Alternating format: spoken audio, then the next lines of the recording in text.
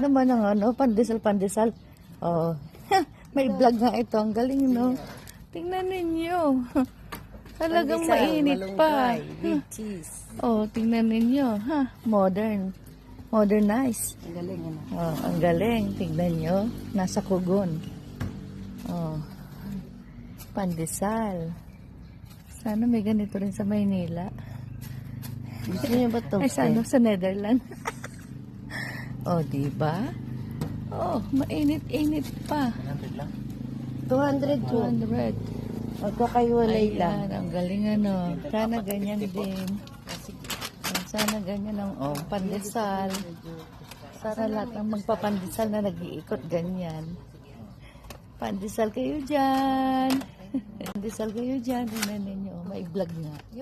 Ang galing ano ba? Nasa kugon. Ayan o. Ayan. Nasa kugon siya. Tapos ito yung mga pandesal. Ito yung iinitin na pandesal. Ayan. Ito yung mga gawa na half cook lang.